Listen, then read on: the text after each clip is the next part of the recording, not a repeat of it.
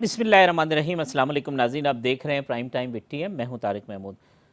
पाकिस्तान मुस्लिम लीग नून की central working committee का इजलास और उस इजलास में मियां नवाज़ शरीफ का एक और धुआंधार खिताब। कुछ पुरानी बातें जो वो गुज़िश्ता कई दिनों से कह रहे हैं वो कहीं उन्होंने इलेक्शन के ऊपर सख्त तनकीद कहा, डब्बे भर के जो है वो लाए गए, डबल डबल मोहरें लगा दी गई, हमारे पोलिंग एजेंट्स को बाहर निकाल दिया गया, 4 वोटों के फ़र्क से एक शख्स को सेलेक्टेड वज़ीर आज़म बना दिया गया, बलूचिस्तान की हुकूमत गिराई गई और अब इमरान खान को लाने वालों को जवाब देना होगा। उन्होंने कहा कि जो मुल्क है उसकी हालत ख़राब कर दी गई, जो रुपए की कदर थी, जो हमने मुस्तहकम रखी हुई थी, उसे कहाँ पहुँचा दिया, मईशत तबाह कर दी और बहुत सारे जो इन्होंने एक पूरी चार्जशीट पाकिस्तान तहरीक-ए-इंसाफ की हुकूमत के ख़िलाफ़ आज भी सेंट्रल वर्किंग कमेटी के इजलास में पेश की और उसमें उन्होंने कहा कि नहीं, अब मैं खामोश नहीं बैठूंगा, हमें जद्दोजहद करनी होगी, लोगों से कहा। साथ साथ मुस्लिम लीग नून ने एक और बड़ा अनाउंसमेंट किया और वो अनाउंसमेंट यह कि 5 अरकान असम्बली जो पंजाब के हैं उन्हें उन्होंने पार्टी से निकाल दिया, जिसमें अशरफ अंसारी साहब भी हैं, शर्कपुरी साहब भी हैं, शारडाह साहब भी हैं। और न सिर्फ ये कि इन 5 अफराद को मुस्लिम लीग नून से निकाल दिया गया, बल्कि जो कानून साजी हुई थी अभी हालिया फैटफ से मुताल्लिक, उसमें जो पार्लियामेंटेरियन उसमें शामिल नहीं हुए थे, जो इजलास से गैर हाजिर थे, जिसमें राहिला मक्सी साहिबा थी, कुलसूम परवीन थी, दिलावर खान, शमीम आफरीदी, इनके लिए भी शो कॉज नोटिस जारी किए हैं। तो ये बिल्कुल क्लियर इंडिकेशन है कि पाकिस्तान मुस्लिम लीग नून जो है वो अब न सिर्फ ये कि जो एक बयानात वाला महाज है, जो पॉलिटिकल एक्टिविटीज़ है वहाँ एग्रेसिव है, बल्कि अपने लोगों को भी टॉलरेट करने के लिए तैयार नहीं है किसी भी सूरत में। नवाज़ शरीफ साहब के ख़िताब के साथ साथ जो शहबाज शरीफ पे उन्होंने कहा जी कि उन्हें गिरफ़्तार किया गया, बेगुनाह गिरफ़्तार किया गया, वहाँ गुज़िश्ता शब एक सिंध में भी गिरफ़्तारी हुई है और मखदूम अमीन फ़हीम साहब के जो साहबजादे हैं, मखदूम जलीलुज़्ज़मा साहब, उन्हें नैब ने गिरफ़्तार कर लिया, जिस पर पीपल्स पार्टी ने सख्त मजम्मत की है और वो कहते हैं कि जी ये पॉलिटिकल विक्टिमाइजेशन है। तो इस जानिब भी महाज गर्म हो रहा है। इमरान खान साहब ने एक टेलीविज़न इंटरव्यू दिया है जिसमें वो कहते हैं कि किसी ने भी लॉ एंड ऑर्डर को हाथ में लिया, एहतजाज करें, लेकिन अगर लॉ एंड ऑर्डर ख़राब हुआ तो मैं एक एक को जेल में डाल दूंगा। और गिलगित बल्तिस्तान के हवाले से जो आर्मी चीफ ने मीटिंग की थी वो कहते हैं जी मुझसे पूछ के की थी और मैं प्राइम मिनिस्टर हूँ, मैं जिसको जहाँ चाहूँगा उसको इस्तेमाल करूँगा, जिस इदारे की मदद चाहूँगा मैं लूँगा। साथ साथ जो खबरें गर्म थी जिसमें नवाज शरीफ साहब कहते थे कि मुझसे इस्तीफ़ा मांगे गया, उन्होंने कहा कि किसकी ज़रूरत है प्राइम मिनिस्टर साहब से इस्तीफ़ा मांगे, मुझसे किसी ने इस्तीफ़ा मांगा तो मैं उससे इस्तीफ़ा ले लूँगा। तो इमरान खान साहब का भी बड़ा सख्त किस्म का इंटरव्यू है जो उन्होंने दिया है। तमाम मामलात के ऊपर गुफ्तगू करेंगे। मेरे साथ मौजूद है पाकिस्तान मुस्लिम लीग नून के रहनुमा सेनेटर गौस नियाज़ी साहब, पाकिस्तान पीपल्स पार्टी की रहनुमा सेनेटर सस्सी पलीजो साहिबा, पाकिस्तान तहरीक इंसाफ के रुकन कौमी असम्बली डॉक्टर रमेश कुमार साहब। लेकिन इससे कबल अशरफ अंसारी साहब जिन्हें आज मुस्लिम लीग नून से निकाल दिया गया, उनका मौक़िफ़ मालूम कर लेते हैं कि वो क्या कहते हैं इस सूरत हाल पर। अशरफ अंसारी साहब, ये फैसला हुआ, अब आप पार्टी से अलहदा हो गए हैं, सीट छोड़ेंगे, क्या करेंगे, क्या रद्द अमल है आपका? बिस्मिल्लाहिर्रहमानिर्रहीम, बहुत शुक्रिया जी। इस सिलसिले में है कि मुझे मीडिया के जरिए से ही इन खबरों और फैसलों, ठीक, पार्टी लीडरशिप ने ना तो इस सिलसिले में मुझे कुछ शोकाज किया है, ना कोई मुझसे जवाब तलब किया है। अगर वो मुझे बुलाते या इस सिलसिले में मुझे आगाह करते तो फिर तो मुझे अंदाजा होता है कि चीज़ें हो रही हैं। तो ये चूँकि बिल्कुल यकतरफा कार्रवाई है, मुझे नहीं पता कि इसके पसे पर्दा क्या चीज़ें हैं, किन लोगों ने ये फैसला करवाया, क्या उनके मकासद थे। लेकिन इतना ज़रूर है कि जो मौजूदा सूरत हाल है, ऐसी सूरत हाल में जबकि मुस्लिम लीग नून की लीडरशिप कुछ तो जेलों के अंदर है, कुछ लीडरशिप जो है वो मुल्क से बाहर है, तो कारकुन जो है वो बड़ा मायूसी का शिकार है। तो इस सूरत हाल में तो लीडरशिप पे ये जिम्मेदारी आयद होती है कि वो पार्टी को मुनज़्ज़म रखे, कारकुनों की हौसला अफजाई करे। कहते हैं जी आप मिल रहे हैं उस्मान बुज़दार साहब से, आप पीटीआई की सपोर्ट कर रहे हैं, इस वजह से इल्ज़ाम तो आपके ऊपर यही है ना? बिल्कुल ये है कि बिल्कुल मेरी चीफ मिनिस्टर साहब से मुलाकात हुई थी। तो है कि जब हम डिसिप्लिन की बात करते हैं कि जी डिसिप्लिन की वायलेशन हुई, तो हर चीज जो है ना वो कानून के ताबे, कायदे कानून से हटके कोई चीजें नहीं होती जी। ठीक, तो डिसिप्लिन जो है ये बजाते खुद दस्तूर के ताबे है। जब आइन में, कानून में, दस्तूर में ऐसी कोई मिमानत नहीं है तो फिर ये डिसिप्लिन की वायलेशन इसको नहीं कह सकते। लेकिन अनफॉर्चुनेटली हर बंदा अपने अपने जो उसको सूट करता है। तो अब जिस आप तरह से नून लीग के नहीं होते, प्लेटफॉर्म ठीक से कर लेते हैं। इलेक्शन जीत के आए हैं, पार्टी आपको निकाल देती है, सीट आप छोड़ेंगे, क्या होगा? दोबारा जाएंगे अवाम के पास? क्या कुछ सोचा है इस पे आपने?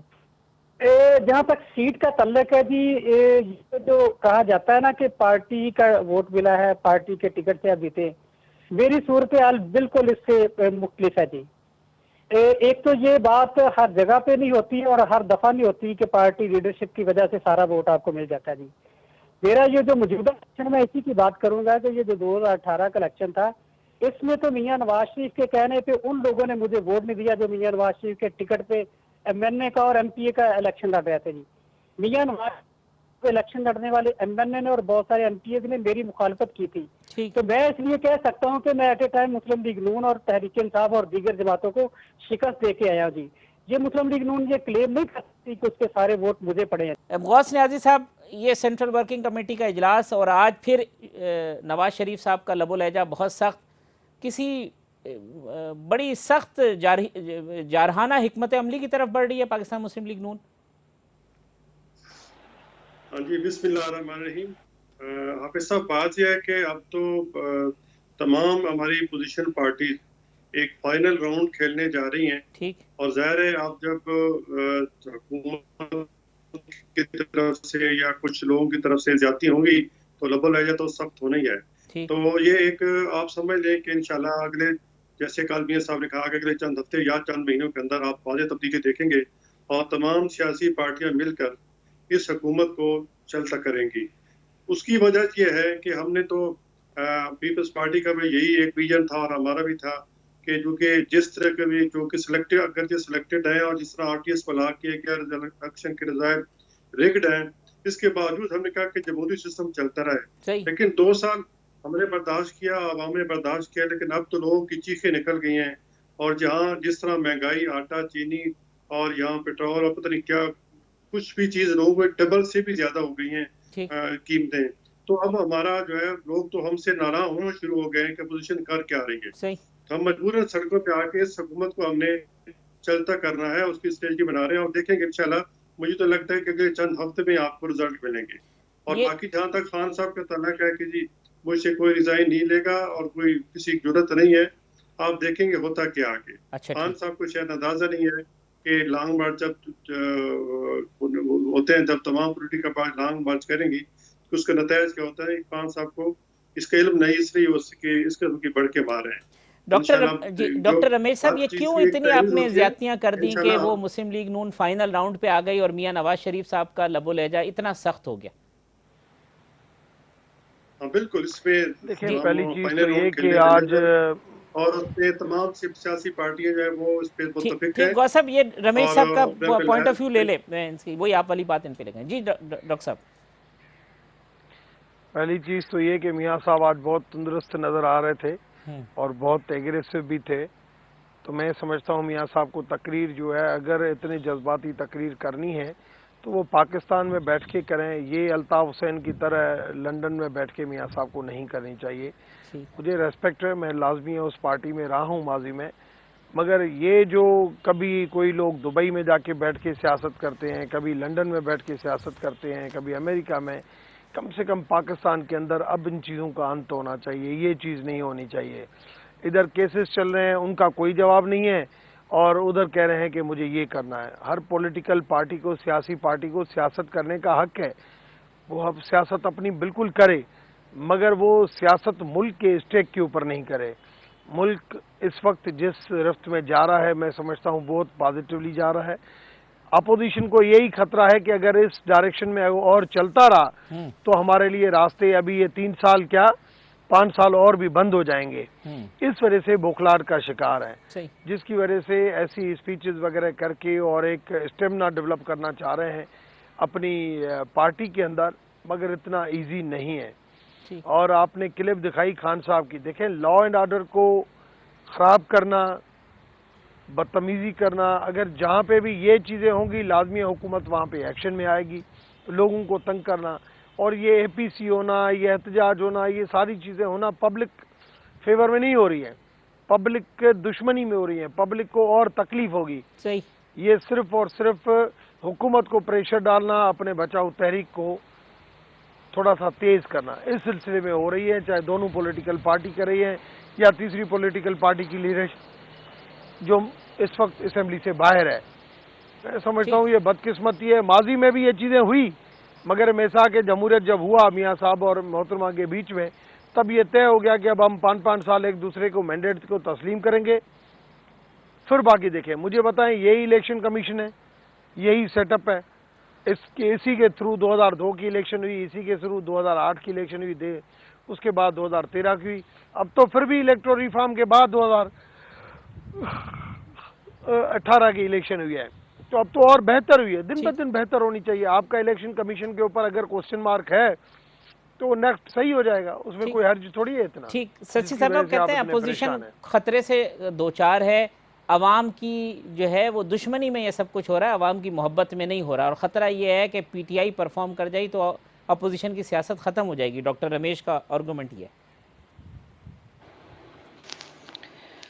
जी मेरे ख्याल में पाकिस्तान में इस वक्त जो है जिस तरीके से हुक्मरानी की जा रही है, ख़ास तौर पर अपोजिशन को टारगेट किया जा रहा है, ये सबके सामने है। और लेवल प्लेइंग फील्ड होना चाहिए, जिसकी बात खान साहब हमेशा करते रहे थे माजी में। जो भी स्पीच आप देख लें कि उन्होंने हमेशा कहा कि हम जो है कोई भी अमृत वाला कदम नहीं उठाएंगे, हुकूमत में जब भी आएंगे तो हमारा मैनिफेस्टो ये है, इसमें इंसाफ, बराबरी, सूबों के हुकूक और सारी चीज़ें थी। और बड़ी होश रफा ज़बरदस्त ऐसी बातें कि आम बंदा तो यही सोच रहा था कि भाई असल तो शायद सियासी पार्टी है ही ये लोग हैं। तो मेरे ख्याल में खान साहब, क्योंकि उनके साथ इस तरह के जो है हथकंडे इनके ख़िलाफ़ नहीं हुए हैं, अमृत के ज़माने से वो गुजरे नहीं हैं, न उनको झेला है उन्होंने, न उनके लोगों ने रेलों जेलों को देखा है, तो उनको पता ही नहीं है कि जमहूरियत के लिए जो प्राइस पे करनी पड़ती है उसके लिए किस किस मरहले से गुजरना होता है। अब न्याज़ी साहब ने जो अभी बात की, मेरे ख्याल में उसमें कोई नहीं है कि महंगाई बढ़ी है। महंगाई में मेरे ख्याल में 8.86 तक की जो है मजमूई तौर अगर देखें तो इजाफा हुआ है। अगर हम दवाइयों की कीमतों, जो ये आम बंदे के तो पहुंच से दूर हो गई है, ये दरमियानी जो है क्लास का भी नहीं कर सकता, उसमें आप देखें कि तकरीबन 260% यानी फीसद जो है वो बड़ा ही होशरबा इजाफा है, जिसकी जितनी मजम्मत की जाए उतनी कम है। हमने मोशंस जमा कराए हैं, दूसरे लोगों ने भी। तो एक तो अपोजिशन को मुसलसल टारगेट किया जा रहा है, और जब से ये पीडीएम बना है, आपने देखा है कि केसेस के हवाले से तो जो चल रहे थे उसमें भी एक तरह से तेज़ी आ गई है, लेकिन दूसरे जो और हथकंडे वो भी आपने देखा होगा कि किस तरह चाहे नून लीग हो, मुस्लिम लीग नून या पीपल्स पार्टी, इस हवाले से मेरे ख्याल में ये चीज़ जो है अपोजिशन को ज़ेर करने के लिए ऊँचे ऐसे हथकंडे इस्तेमाल करना, ये खुद किसी पार्टी को एक्सपोज करता है। और खान साहब अगर अपने आप को, उनकी पार्टी, उनके लोग पॉलिटिकल लोग समझते हैं, कहते हैं हम तो हर किसी को चाहते हैं कि सियासत करने का हक है, लेकिन उसका मतलब ये नहीं है कि आप जो है किसी और को पॉलिटिकली जीने न दें, सिर्फ अपने असूलों का एक सेट लेकर आएँ जो आपके लिए काबिल कबूल हो, बाकी दूसरे जो है वो विक्टिमाइज होते रहे। ठीक, गौसब ये अब स्ट्रेटजी क्या है मुस्लिम लीग नून की? अब रैलीज सुन रहे हैं कि मुख्तलिफ डिवीज़न की सतह पे प्लान हो रही हैं, इंडिविजुअल भी, और फिर ये जो पीडीएम का है उसके भी कोई होस्ट होंगे आप, एक या दो शायद लाहौर के जलसे के, ये कुछ इसके ऊपर बात हुई है? पार्टी के अंदर कोई तैयारियां शुरू हुई हैं? जी बिल्कुल, पार्टी भी कल हमारे एग्जीक्यूटिव पार्टी का इजलास 7 की मीटिंग है, 7 तारीख को जो है वो एमएनए और सेनेटर के साथ खिताब करेंगे, और 8 को जो है वो मियां साहबान एमपी से खिताब करेंगे, और पीडीएम के प्लेटफार्म से एक जलसा है 11 अक्टूबर को, और उसके बाद जो पीडीएम 12 को शायद कराची हो, 16 को हम अपने तौर पर जो है वो जलसा करने जा रहे हैं गुजरांवाला में। 16 यानी 16 अक्टूबर को मुस्लिम लीग नून का जलसा होगा गुजरांवाला में? गुजरांवाला में, और फिर जो लाहौर, ताकि लोगों को एक्टिवेट करना है, फिर ताकि जब लाहौर में पीडीएम का जलसा हो तो फिर भरपूर हो, और वो एक मतलब एक टर्निंग पॉइंट हो अपोजिशन के एहतजाज के लिए। तो लोग तो बड़ा हमेशा, मैं यकीन करो कि हमारी पार्टी साहब बाकी पार्टी से ज्यादा आवाम जो है वो बेताब है कि किस तरह इस हुकूमत से जान छूटे। मैं हकीकत बता रहा हूँ। लेकिन ये हमारे मियाँ जलसों साहब में कहीं आपने देखा अब कि की बार ऐसा तो नहीं होगा गौस साहब के फिर स्टेटमेंट दें और फिर एक खामोशी छा जाए, क्योंकि पहले भी कई दफ़ा ऐसा हुआ कि मियाँ साहब एग्रेसिव हुए और फिर एकदम से खामोशी हो गई, मरियम साहिबा एक्टिव हुई फिर खामोशी हो गई। अब तो नहीं लगता आपको ऐसा? तो नहीं हाफिज साहब, आप देखा कि पहले का परसों जब खिताब किया था मियां साहब ने, तो उन्होंने ये फरमाया था कि हर चीज की एक टाइमिंग होती है। ठीक। तो वो वक्त अब टाइम आ गया है, टर्निंग पॉइंट आ गया है, हम अपनी मूवमेंट शुरू कर रहे हैं और हफ्ते नहीं बल्कि उनका जी महीने नहीं बल्कि हफ्तों के अंदर आपको रिजल्ट मिलेंगे। और शायद मुझे ऐसा लग रहा है कि शायद अगले चंद दिनों में मियां साहब की और बिलावल की मुलाकात भी होने जा रही है। तो फाइनल राउंड और फिर फजल रहमान साहब से वो राब्ते में है, तो बाकी सियासी पार्टी से भी राब्ते में है, तो इंशाल्लाह एक अच्छा लाएमल होगा। तो ये और मियाँ ये नवाज देखना शरीफ ये तो साहब और बिलावल साहब की मुलाकात लंदन में होगी, आप ये कह रहे हैं कि इसकी तैयारियां हो रही हैं? ज़ाहिर है मेरे ख्याल में लंदन में होगी, लेकिन ये एक मुलाकात होने जा रही है। अच्छा तो चलिए गुड। क्योंकि बिलावल साहब भी दुबई गए हैं, तो अब चाहे वीडियो लिंक से मुलाकात होती है, जैसे भी होती है, एक स्टेज डी बना के, और अब समझो कि फाइनल राउंड इंशाल्लाह है, हम दिसंबर तक आपको रिजल्ट देंगे। डॉक्टर साहब ये इंटरनेशनल सूरत हाल तो चूँकि आप ख़ासा उसके ऊपर आपका मुशाहिदा भी है, लिखते भी हैं आप उसके ऊपर, ये हम जो है वो अपनी इंटरनल पॉलिटिक्स की वजह से किसी को सिक्योरिटी रिस्क करार दे देते हैं, किसी को कहते हैं कि ये मोदी का एजेंडा टो कर रहा है, किसी को भारत के साथ अलाइन कर देते हैं। तो ये नाइंसाफ़ी और ज़्यादती नहीं है कि जी ठीक है आपकी अगर हुकूमत के साथ किसी की मुखालफत हो तो उसे रियासत का गद्दार करार दे दिया जाए और गद्दारी के सर्टिफिकेट बांटे जाए? बिल्कुल गलत है। मैं समझता हूं कि पॉलिटिकली पार्टी के जितने भी हेड हैं, पॉलिटिकली पार्टी के जो इस वक्त जो पाकिस्तान के अंदर बैठ के लीडरशिप करते हैं, उनके ऊपर कभी भी ऐसी बात नहीं करनी चाहिए। अल्ताफ़ हुसैन के ऊपर इस वजह से आई कि अल्ताफ़ हुसैन जो है वो लंदन में बैठता था, इंडिया की बातें करता था और इंडिया ऐसे लोगों को यूज़ भी करता था, इस वजह से कहा जाता था। मगर आप देखेंगे पाकिस्तान के अंदर इंटरनेशनल इन्फ्लुएंस रहा है, चाहे MI6 का हो, चाहे CIA का हो, चाहे इंटरफेरेंस इंडिया हो, ये हर चीज़ का रहा है। इस हवाले से मैं हमेशा ये कहता हूं कि जो भी लीडर हो, मैं मानता हूं मियाँ साहब भी वफादार हैं, आसिफ साहब भी वफादार हैं, सारे वफादार हैं, मगर बाहर जब जाते हैं तो एटमॉस्फेयर घूम जाता है। आपने पीपल्स पार्टी का हुसैन हक्कानी का जो रोल था आपके सामने था, क्या उसका रोल था मुल्क के हवाले से, क्या उनकी बातें थी। तो बात यह है कि यहाँ पे बैठ के अगर सियासत करेंगे को धरती के ऊपर बैठ के, तो कभी भी धरती उनको इजाज़त नहीं देगी कभी भी ऐसी किसी गलत एजेंडा पे चले जाए। मगर फिर भी मैं समझता हूँ हर पॉलिटिकल पार्टी के लीडर को दूसरी पॉलिटिकल पार्टी के लीडर का एहतराम करना चाहिए। उसके ऊपर ये इल्ज़ाम नहीं लगाना चाहिए कि आप उसके यार हो, गद्दार हो, ये हो। मैं समझता हूँ ये नामुनासिब लफ्ज़ हैं और ये लफ्ज़ इस्तेमाल और नहीं एजेंडे वाली चाहिए। बात भी देखें ना डॉक्टर साहब, हो सकता है कि किसी चीज़ को आप मुल्की मफाद में समझ रहे हो, मैं उसे मुल्की मफाद में ना समझ रहा हूँ। किसी चीज़ को मैं समझता हूँ कि ये मुल्क के लिए ठीक है। ये डिफरेंस ऑफ ओपिनियन तो हो सकता है, लेकिन इसमें गद्दारी कहाँ से हो सकती है? देखें, डिफरेंसेस ऑफ ओपिनियन की और बात है। मैं हमेशा ये कहता हूँ कि बाहर बैठ के कोई सियासत नहीं करे, अंदर बैठ के यहाँ पे बात करे।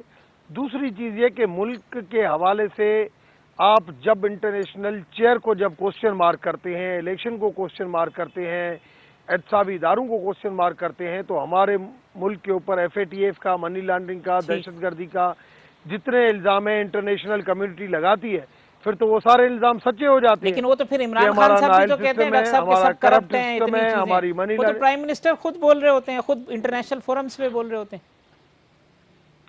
मैं कह रहा हूं कि ये हर एक के लिए ये बाइंडिंग होनी चाहिए कि कम से कम अपने मुल्क और सियासत की बातें अंदर होनी चाहिए, बाहर नहीं होनी चाहिए कि इंटरनेशनल कम्युनिटी इस चीज का मजाक उड़ाए और इस बातों को मिसयूज करे। ठीक ऐसा मौका हम क्यों दें? जो भी बात हो अपने मुल्क के अंदर हो, जो भी हो टेबल के ऊपर हो, वो ज्यादा बेहतर है। सबके लिए वो होना चाहिए और रेसिप्रोकल रेस्पेक्ट के साथ बढ़ना चाहिए। बिल्कुल अच्छी बात है। शशि साहब मैं एक छोटा सा वक्फा ले लूं, वक्फे के बाद आते हैं। तो ये जो बाहर बैठ के सियासत वाली बात की है डॉक्टर साहब ने, इसके ऊपर गुफ्तगू करते हैं।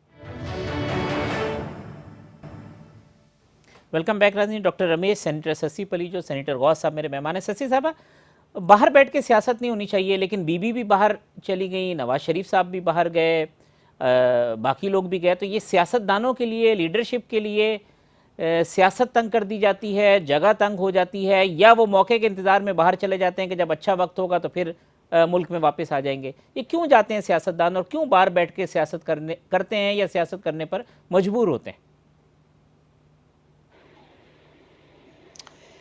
बीबी एग्जाइल में थी और बीबी को मुसलसल विक्टिमाइज किया जा रहा था, उनकी पूरी पार्टी को जेलों में डाला गया और बदतरीन वो पूरा दौर रहा जनरल ज़िया के दौर जैसा ही, और जिसमें 9 सालों में परवेज़ मुशर्रफ ने 90 सालों की ताकत हासिल कर ली और यानी हर चीज़ को एक्सप्लॉइट किया।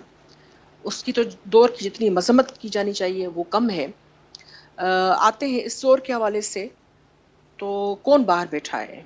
चेयरमैन बिलावल भुट्टो जरदारी साहब तो पाकिस्तान में बैठकर सियासत करते हैं, आसिफ अली जरदारी साहब तो यही हैं, और इतनी विक्टिमाइजेशन के बावजूद हम जो है कोविड की वजह से ज़ाहिर बात है थोड़ा सा ख्याल किया, लेकिन पीपल्स पार्टी मुसलसल मुतहरिक है, फील्ड में है हम सब।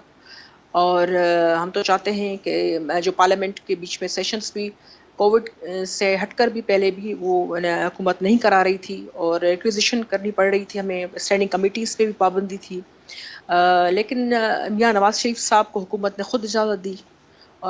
वो केसेस का भी सामना कर रहे हैं और बाहर अपने इलाज के हवाले से उसका ज़्यादा बेहतर जवाब हमारे भाई जो हैं मुस्लिम लीग नून के वो दे सकते हैं। वो सबके सामने भी है बात कि विक्टिमाइजेशन से जो ये पूरा जो पहले भी मैंने बात की। अब बात आते हैं, मैं करना चाहूँगी ज़रूर गद्दारी के सर्टिफिकेट्स बांटने की। मैं उसकी सख्त मजम्मत करती हूँ। पाकिस्तान किसी की बाप की जागीर नहीं है। गौस साहब ये फरमा दीजिएगा कि नवाज शरीफ साहब जो जिस तरह डॉक्टर साहब ने कहा कि सेहतमंद नज़र आ रहे थे, हशाश बशाश भी थे, तो पाकिस्तान आए, पाकिस्तान आके सियासत करें, लीड करें, क्या इसके ऊपर भी कोई डिस्कशन हो रही है? बिल्कुल, ये मैं खाब साहब आपको बात बता दूं कि अगर लॉन्ग मार्च की नौबत आई तो फिर मुझे लगता है, ऐसे मेरा ज़ाती ओपिनियन है कि मियाँ साहब ज़रूर होंगे कि पाकिस्तान में आएंगे।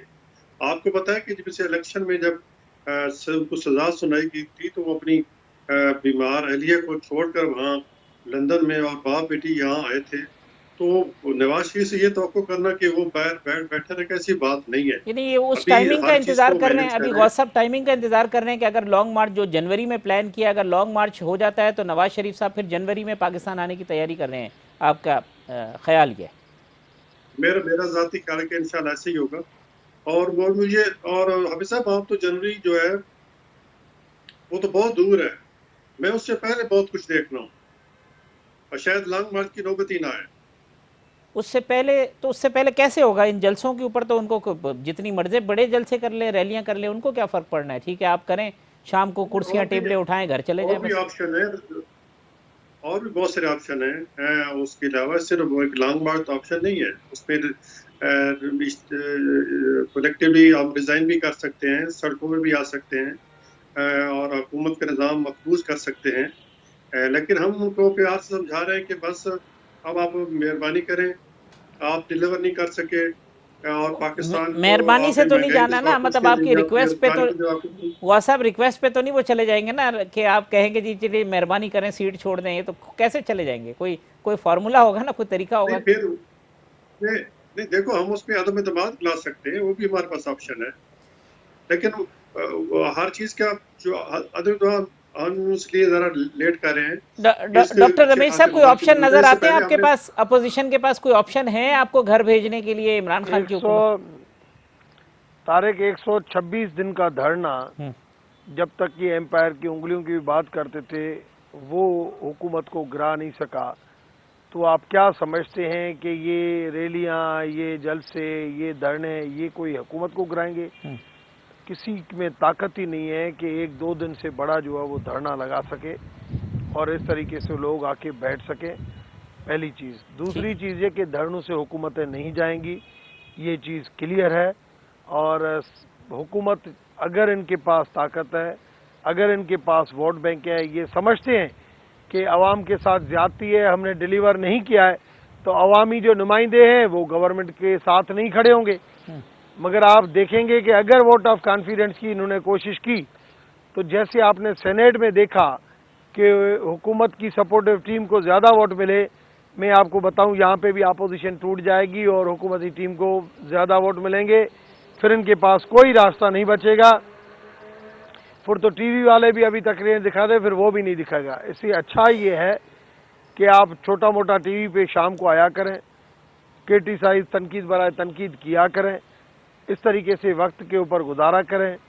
3 साल पूरे हो जाएं, उसके बाद इलेक्शन लड़ें, अपनी ज़बान मीठी करें, इलेक्शन लड़ें, इलेक्शन से जीत लें, जो जीतेगा वो आ जाएगा। हाँ, इलेक्ट्रो रिफॉर्म के ऊपर आप जोर दें, आपका फ़र्ज़ है और हम उसके ऊपर कोऑपरेट करने के लिए तैयार हैं। एहतसाब के निज़ाम को मजबूत करने के लिए हम तैयार हैं। जिन चीज़ों के ऊपर फोकस कर सकते हैं वो करें, मगर आप समझते हैं कि धरने और रैलियाँ निकाल के हम गवर्नमेंट को गिराएंगे। मैं आपको बताऊं, कानून हरकत में आएगा। अगर किसी भी जगह पे रुकावटें की गई, किसी भी जगह पे जो है लोगों को तकलीफ दी गई, कानून हरकत में आएगा। तो ये अब ये भी प्लान है कि इनको ना आने दिया जाए इस्लामाबाद में, ये कंसिडरेशन भी है डॉक्टर साहब? देखिए, मैं समझता हूँ हर ऑप्शन गौर हो सकता है कि कैपिटल के हवाले से उसको डिस्टर्ब नहीं किया जाए।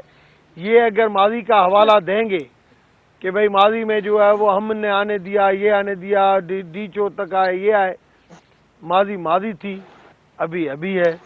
फैसले जो आज के होते हैं तो वो हमेशा कल से मुख्तलिफ होते हैं, और जो कल होंगे वो आज से मुख्तलिफ होंगे। ठीक, यही सियासत है और यही तरीक़ेकार है। तो मैं समझता हूँ इनको ऐसी गलती नहीं करनी चाहिए।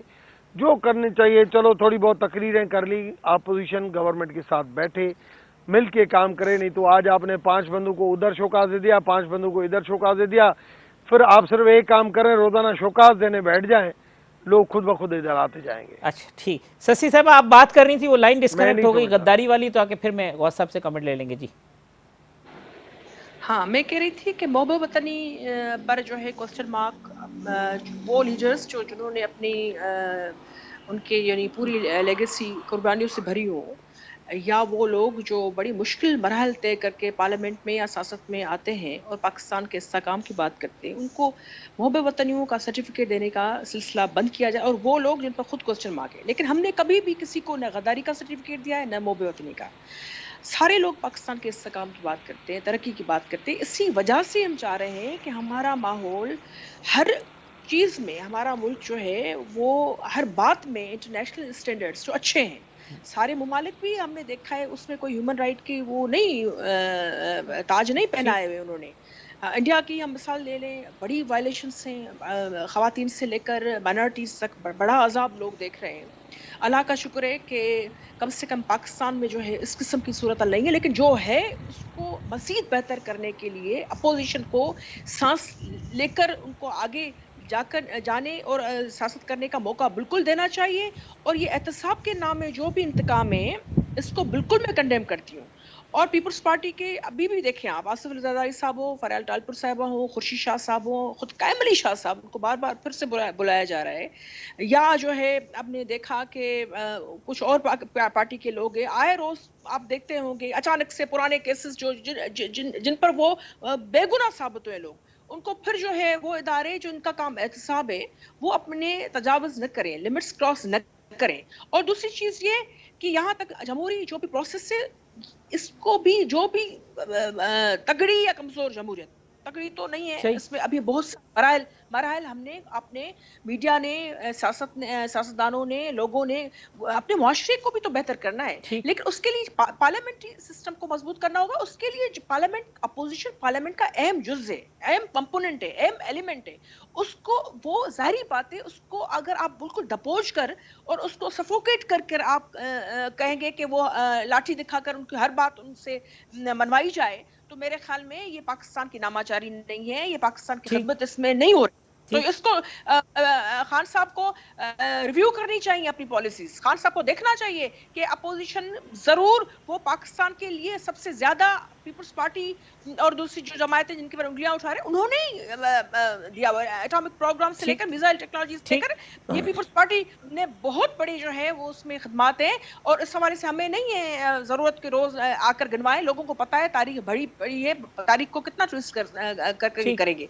कल में ये जो है ये एहतसाब के नाम पर इंतकामी कार्रवाई बंद होनी चाहिए। वह सब जो डॉक्टर रमेश साहब का था, उससे तो लगता है कि ये आपको इस बार बांध के रखेंगे, आने नहीं देंगे, तरह खुल के मैदान में खेलने नहीं देंगे जिस तरीके से पहले होता रहा है। हाफिज साहब, बात यह है कि ये रमेश साहब तो समझ रहे हैं कि शायद वो धरने वाली सूरत हाल होगी और 200-300 बंदों के साथ रोजाना धरना होता था और 126 दिन खड़े रहते हैं। ऐसी बात नहीं है। अब वो बात होगी लाखों की। वो उस वक्त तो मीडिया पे अंडर प्रेशर था और वो सही दिखा नहीं पा रहा था। अब वो देखो, मीडिया भी ऐसा ऐसा आजादी की तरफ जा रहा है। मियां साहब की जो किताबात है वो दिखा रहा है। वो कह रहे हैं कि और आप देखेंगे मतलब आप इसी पे इत्मीनान रखें, जितनी चीज़ें हो रही हैं इसी पे इक्तिफा करें, ज़्यादा आगे ना करें कि ये भी बंद हो जाए, और अपने लोगों पे इतनी सख्ती ना करें कि सारे लोग ही निकल जाएं आपके अंदर से।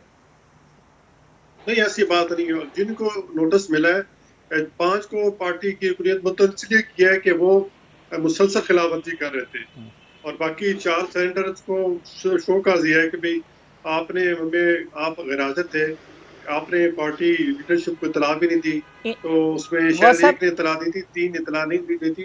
तो वो एक मतलब डिसिप्लिन नाम की चीज तो कोई होनी चाहिए पार्टी में। तो मैं तो उसके इन्हीं हक में लोगों के ऊपर गौसब शक भी था, जो सेनेट चेयरमैन के वोट वाला मामला था उसके अंदर भी इन्हीं सेनेटर्स के ऊपर शक था। और देखिए, वो जी एक कमेटी ने रिपोर्ट दी थी शहबाज साहब को। अब शहबाज साहब बता सकते हैं कि क्या ये वही बंदे हैं कि नहीं है, क्योंकि वो शहबाज साहब को एक कमेटी, फैक्ट फाइंडिंग कमेटी बनी थी राना मकबूल साहब की सदारत में। उन्होंने रिपोर्ट शहबाज साहब को सबमिट की थी, तो वो उनको पता है, हमें नहीं बताया कि कौन बंदे थे। ठीक, मैं यहाँ वक्फा ले लूँ, वक्फे के बाद आते हैं तो फिर गुफ्तगू को कंक्लूड करते हैं।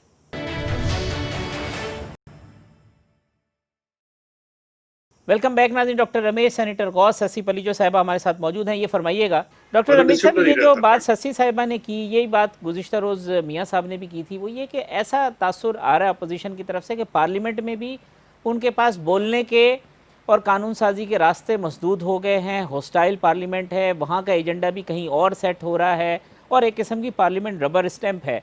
तो मकसद ये है अपोजिशन का कि आपने हमारे तमाम रास्ते बंद कर दिए हैं सिवाय सड़कों के रास्ते के, तो ऑप्शन हमारे पास कोई और नहीं है। 2002 से मैं खुद पार्लियामेंट का हिस्सा हूँ।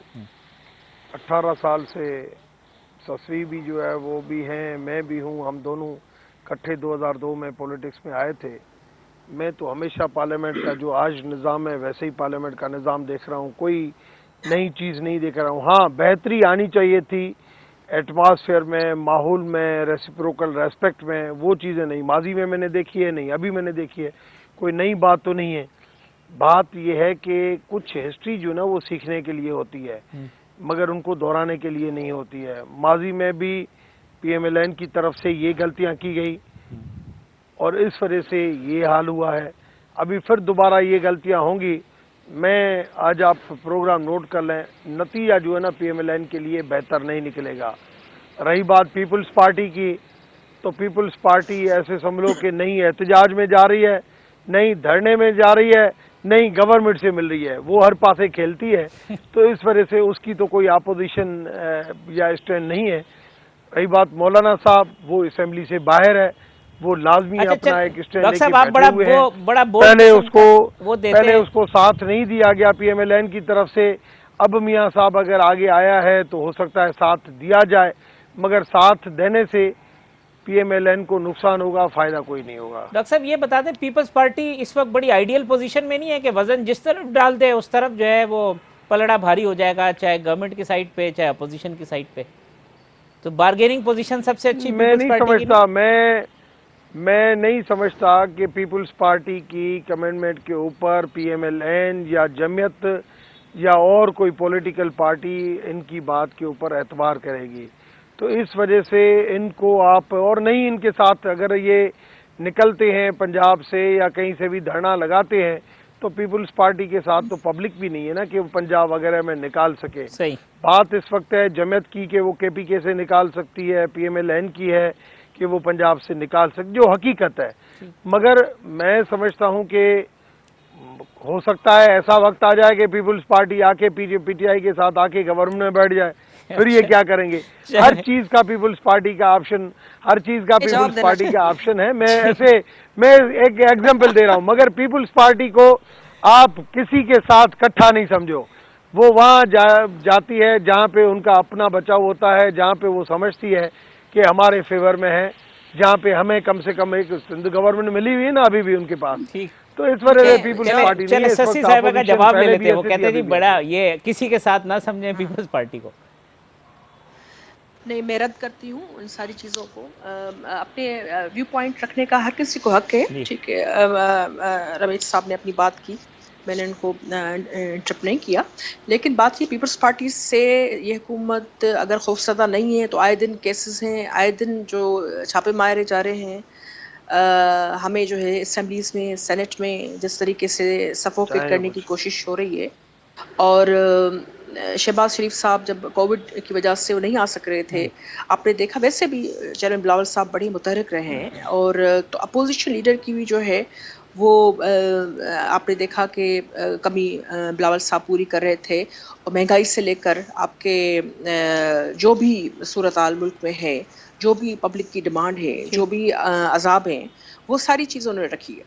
पॉलिटिकल मेरे ख्याल में ये सारा प्रोसेस अगर उसमें कुछ ना कुछ बेहतर चीज़ें हैं तो पीटीआई को मरून मिन्नत होना चाहिए पीपल्स पार्टी का। किसी दिन ऐसा हो सकता है पीपल्स पार्टी पीटीआई के साथ बैठ जाए, क्योंकि बात बड़ी हार्श उन्होंने की, लेकिन मैं उसको न उसमें मैं जाना चाहूँगी उस तरीके से, क्योंकि रमेश साहब अपने कैपेसिटी में ठीक है, वो अपना मैंने जैसे कहा कि वो भले अपनी पार्टी की बात करें, लेकिन पीपल्स पार्टी ही है जिसने अभी तक जो है बहुत सारी चीज़ों में भरपूर जो किरदार अदा करने में जो आवाज़ उसमें अपना शामिल की है, और पार्लियामेंट्री पॉलिटिक्स में पीपल्स पार्टी की ही वो कंट्रीब्यूशन है। अगर आइन की बेहतरी से लेकर हम आज भी देखें जो भी चीज़ें हो रही हैं, मुस्लिम लीग नून का भी बिल्कुल उसमें है, लेकिन हम भुगत भी रहे हैं। हमें क्योंकि चौथे सूबे यानी जो दूसरा बड़ा सूबा है सिंध, उसमें मैंडेट पीटीआई को नहीं मिला, तो वो विक्टिमाइजेशन, वो अजाब, वो भी हम झेल रहे हैं, और इस हवाले से हमारे लिए चैलेंजेस बहुत ज़्यादा हैं पीपल्स पार्टी के लिए। बहुत ज़्यादा दिन आप देखें कि एक मुहिम शुरू की जाती है मुस्लिम पीपल्स पार्टी के ख़िलाफ़, यानी कि भाई सूबे में ये नहीं हुआ, वो नहीं हुआ, फेडरेटिंग यूनिट्स को, वफाक को सामने एक दूसरे के खड़ा किया जाता है। ये बड़ी भयानक चीज़ है। उसको पीपल्स पार्टी की जगह और कोई जमात होती जिसकी इतनी का विजन ना होता, वो विजनरी ना होती, तो मामलात और बिगड़ सकते हैं। लेकिन हम जरूर हकूक बात करते हैं, लेकिन हम आईनी हकूक की बात करते हैं। हम आइन के फ्रेमवर्क पे रहकर हम चाहते हैं वो लोग भी जो थोड़ा बहुत उनको अगर कोई बेला फुसला के किसी और तरफ लेके जा रहा है, तो हम उनको भी वो मौका न दें कि वो पाकिस्तान की सालमियत के खिलाफ जो है वो खुदा न खासा किसी चीज में। पीपल्स पार्टी ने अक्लमंदी से बात की है। पीपल्स पार्टी अभी भी सबके लिए खतरा के लिए पॉलिटिकली पीपल्स पार्टी है। पीपल्स पार्टी न किसी से डरी है, न झुकी है, न कहीं छुपी है। हम मैदान में हैं, हम अपने मुल्क में हैं, हम सियासत कर रहे हैं और हम चीज़ों को ठीक करना चाहते हैं। वह सब शॉर्टली पीपल्स पार्टी के ऊपर एतमाद होगा, कहीं हाथ तो नहीं कर देंगे आपके साथ? क्योंकि ख्वाजा आसिफ साहब कल कह रहे थे कि उन्हें एतमाद नहीं है जरदारी साहब पे।